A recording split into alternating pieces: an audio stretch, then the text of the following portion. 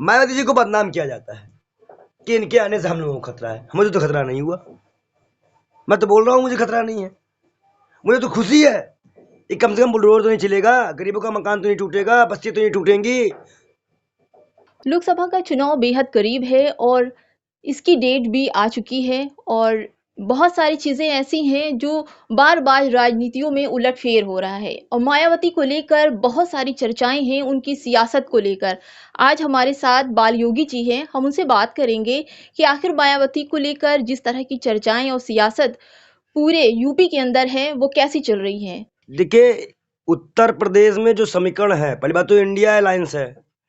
India alliance में कांग्रेस है, सपा है जो मेनली पार्टी है, और सुनने में आ रहा है कि आरएलडी का जो समझौता नहीं हो पा रहा है उससे भी वो नाराज है, शायद वो भी आ जाए, लेकिन ऐसा कोई उम्मीद नहीं है। बिहार में वो है, लेकिन मायावती के ना आने से इस बार उत्तर प्रदेश की राजनीति अगर आप देखें तो मायावती के ना आने से जो श्योरिटी थी कि हम योगी आदित्यनाथ को हरा देंगे या भाजपा को हम पटक देंगे, उसमें थोड़ा सा जो है चूक संशय आ गया। क्योंकि जब इंडिया अलायंस की गठबंधन की बैठक हुई थी तो सोनिया गांधी से और मायावती और राहुल गांधी से 26 या 27 सीटों का मामला हो गया था कि हम 26 या 27 सीटें बसपा को देंगे। लेकिन क्या ऐसा हुआ, क्या खाली कि कौन ऐसा था कि जो नहीं आने दिया? और कई बार ऐसा हमें लगा है कि समाजवादी पार्टी की वजह से बसपा इंडिया अलायंस में नहीं है। कहा तो यही जा रहा है कि समाजवादी पार्टी ही रोक रही है, वो चाहती है कि मायावती ना आने पाए तो इंडिया गठबंधन में। फिर हम कैसे कह सकते हैं कि उत्तर प्रदेश अकेला 80 सीटों का हम फतेह कर लेंगे?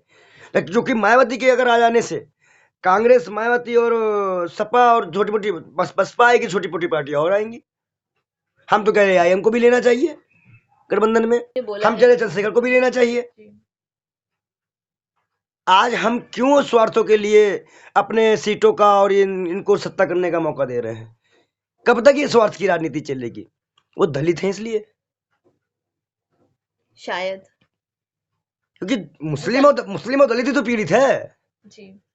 दलित मुस्लिम ही तो पीड़ित है, और कौन पीड़ित है? और सवर्णों की सरकार है, और हम ये सवर्ण जो है वो तो गिनती में नहीं है, हम लोग तो गिनती नहीं की जाती है। तो सोशल इंजीनियरिंग का काम होगा इस बार।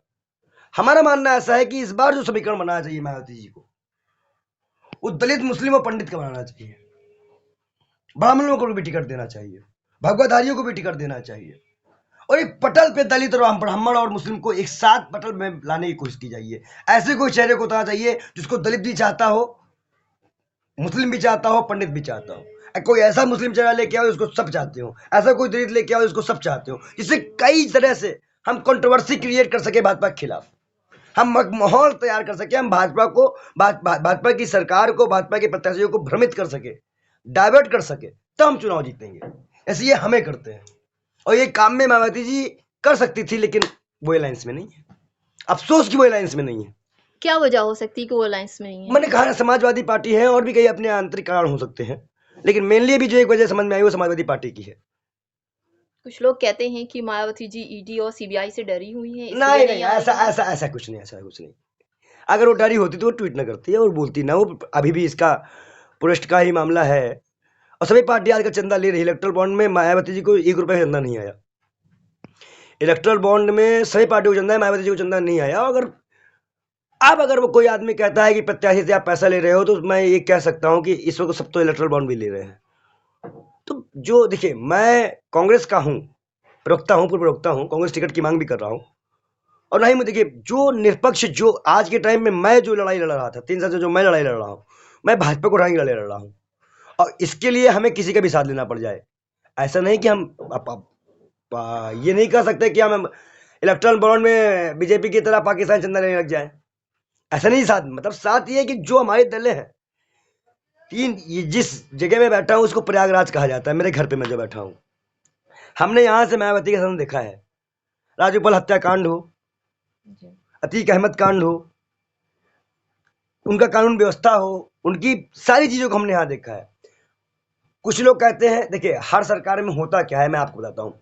भाजपा की सरकार में अगर पंडित अत्याचार करते हैं, तो बसपा की सरकार में कुछ ऐसे दलित भी होते हैं जो हम लोग पे करते हैं। तो ये कंट्रोवर्सी बनाई जाती है, लेकिन इसमें सरकारों का ना मायावती की गलती होती है, न किसी और की गलती होती है भाई, वो आपसी रंजिश होती है। राम मंदिर का फैसला इसी ऐतिहासिक समय में आया, 2007 या 8 में आया था हाई कोर्ट का।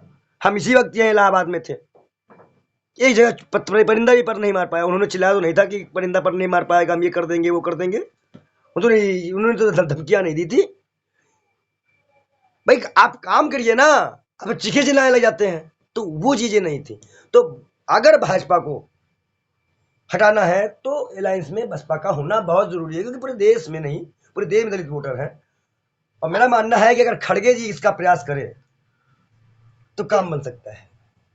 मल्लिकार्जुन खड़गे जी को बात करनी चाहिए और उधर राहुल गांधी जी को अखिलेश से बात करनी चाहिए। सुना है सोनिया गांधी जी बहुत प्रयास कर रही हैं मायावती जी को लाने के लिए, मैं क्या कह और रहा भी बड़े नेता हैं। मैं क्या कह रहा हूँ, खड़गे जी अगर बात करें तो काम हो जाएगा, वो मायावती जी आ जाएगी। खड़गे जी अगर बात करें, क्योंकि दलित है और बेटी की तरह मान है उनकी, खड़गे जी जो है पिता के तुल्य है, वो उनकी बात नहीं काटेंगी।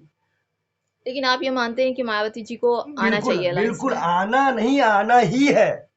और नहीं आना है तो नुकसान है, साफ सीधी बात, कोई कंट्रोवर्सी नहीं। अगर आना है तो भाई हम इनको कर हम कैसे रोकेंगे? दलित हमारे साथ नहीं होगा तो। अगर प्रधानमंत्री की बात की जाए तो भाई मायावती के सवर्ण तो अलावा वोट, सवर्ण का तो ये मान के चलिए 80% वोट भाजपा का होगा। ओबीसी दलित के सहारे और मुस्लिम के सहारे तो आप खेल खेल रहे हो ना। तो उस समीकरण को बनाने के लिए हमें क्या करना पड़ेगा? हमें दलित चेहरे रखने पड़ेंगे, हमें ओबीसी को रखना पड़ेगा, हमें चंद्रशेखर जी को लाना पड़ेगा। तो आप मानते हैं कि प्रधानमंत्री पद का चेहरा बहन जी को बनाना चाहिए?